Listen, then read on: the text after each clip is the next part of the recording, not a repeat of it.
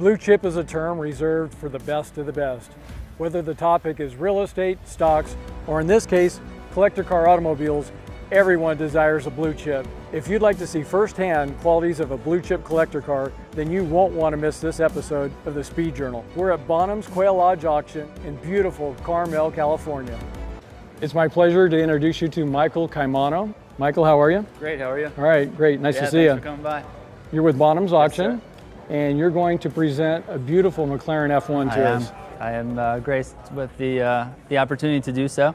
Yes. It's a 1995 McLaren F1. It's being presented by the original owner.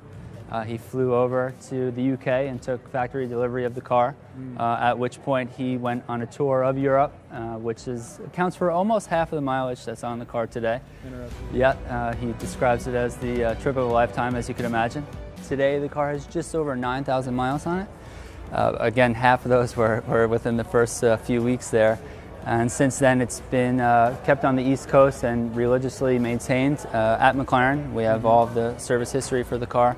Now you had an opportunity to actually drive this car at Lime Rock? We did. So part of the promotion of the car, we took it down to Lime Rock and created a video just because something so special and unique such as this car, most people don't get to see it in action. You just see static photos of it most of the time in a studio somewhere. Right. So we thought it would be a great opportunity to let the car do what it's supposed to and bring it out to the track and get some good audio and visual experience with it. So when the car came out, it was the fastest naturally aspirated car to ever be produced.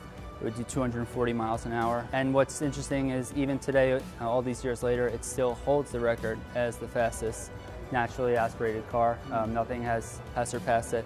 And from the makes of new cars today with all the turbocharging technology, doesn't seem like any car will go in that direction again. So probably a title that this will hold on to. Everything is about weight, aerodynamics, and power. It holds true to the ultimate driving machine. Are there any rumors as far as value or what a car like this might sell for? So, it's very difficult to put a value on a car such as this. A McLaren F1 with this pedigree and history has never publicly been offered before. So it's difficult to say, but we certainly hope and expect it to exceed the previous record of 13,750 for sure. I'm sure you'll be on pins and needles when that's on the blog. It will be very exciting. It's not often that we get to offer or that the market has the opportunity to purchase a car with this kind of history and provenance and collectability. It's what a lot of people consider a blue chip car. It kind of checks off all the right boxes. I'd like to introduce you to Rupert Banner. Rupert, how are you? Very well, nice to see you. Thank you, you too. Rupert's with Bonhams Auction, and he's going to describe to us this beautiful Maserati 300S. I certainly will. So what we have here is a 1956 Maserati 300S. It's contemporaneous with the Grand Prix cars, which Maserati were so well known for and were winning the World Championship in those days. This is a sports racing car from the same stable. Maserati in those days was all about racing, and this is one of the definitive cars of its era. You've got the six-cylinder motor. They were just well known for the ability to campaign all of the sports car races. They did everything in the days as well. They did circuit racing, they did the long distance tours, the Mille Miglia, etc. And so for that reason, you got a car that, because it was great in its day, it means you can do an awful lot with it today. Tell us about its history, the important drivers it's had. Well, it's. I think if you think of Maserati and if you think of drivers in that era, I mean, this is a fabulous combination. This is actually a Fangio car, Manuel Fangio, who was just to many the greatest.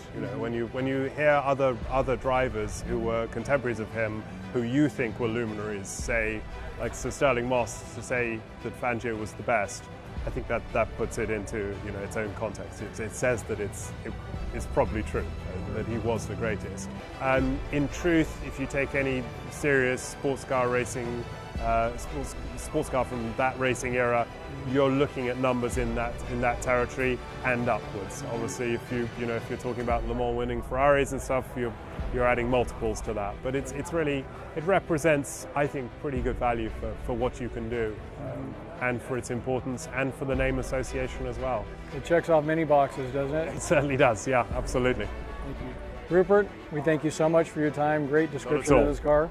Wish you the best of luck when this goes over the block. We're looking forward to it. Thank you so much. Thank you, Rupert.